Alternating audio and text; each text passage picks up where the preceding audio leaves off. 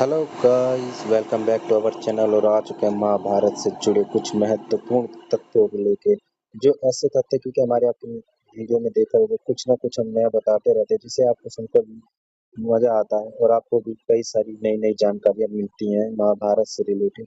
तो आज हम ऐसी वीडियो के बारे में बात करें महाभारत की से जुड़े कुछ महत्वपूर्ण तथ्य के बारे में। तो चलिए गाइस शुरू करते हैं। आज से अपनी वीडियो को बताते हैं हम आपको।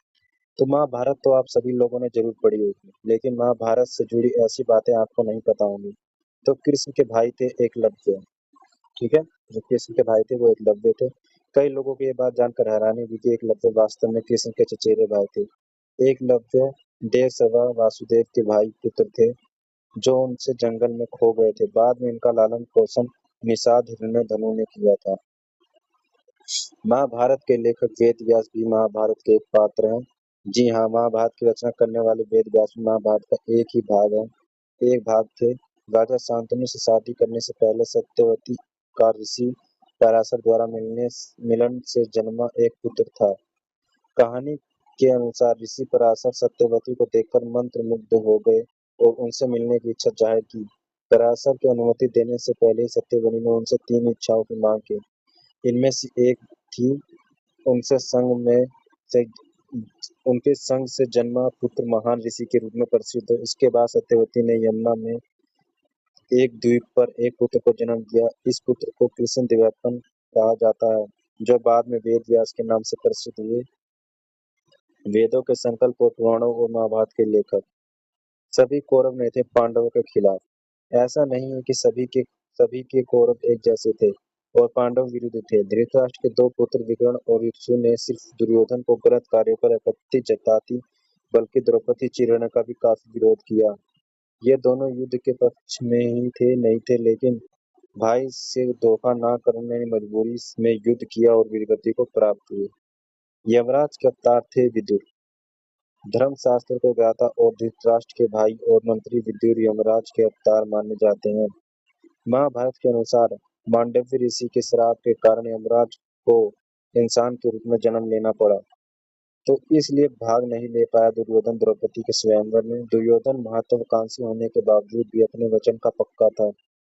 कथा के अनुसार दुर्योधन ने अपनी पत्नी भानुमति को वचन दिया कि वह कभी दूसरी शादी नहीं करेगा। उस काल में एक से ज्यादा शादी करने का प्रचलन था। इसके बावजूद दुर्योधन ने अपना वचन निभाया और कभी दूसरा विवाह नहीं किया। भीम के दांतों से आगे नहीं गया दुशासन का खून।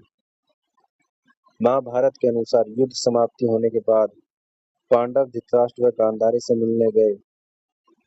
गांधारी दुर्योधन के अन्य पूर्वजों को किए गए वध से बहुत गुस्से थी। भीम ने गांधारी को समझाया कि यदि मैं अधर्म पूर्वक दुर्योधन को नहीं मारता तो यह वह मेरा वध कर देता। गांधारी ने कहा कि तुमने दुशासन का खून पिया और वही सही था क्या? तब भीम ने कहा कि जब दुशासन ने द्रौपदी के बाल पकड़े उस समय मैंने ऐसी प्रतिज्ञा की थी, यदि मैं अपनी प्रतिज्ञा पूरी नहीं करता तो क्षत्रिय धर्म का पालन नहीं कर पाता। लेकिन दुशासन का खून मेरे दांतों से आगे नहीं गया। काले हो गए थे युधिष्ठिर के नाखून। भीम के बाद युधिष्ठिर गांधारी से बात करने के लिए आगे गए। गांधारी उस समय क्रोध में थी। जैसे ही गांधारी की नजर पट्टी से होकर युधिष्ठिर के पैरों के नाखून पर पड़ी, वहां काले हो गए। यह देखकर अर्जुन, श्री कृष्ण सब पीछे हो गए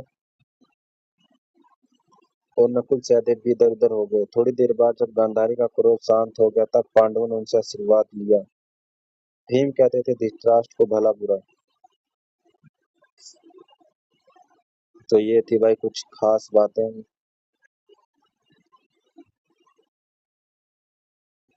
महत्वपूर्ण महाभारत की। तो उम्मीद करता हूँ गाइस ये वीडियो आपको अच्छी लगी। वीडियो अच्छी लगी तो वीडियो को लाइक कर दें, चैनल पर नए तो चैनल को सब्सक्राइब करें। तो मिलते हैं गाइस नेक्स्ट वीडियो में।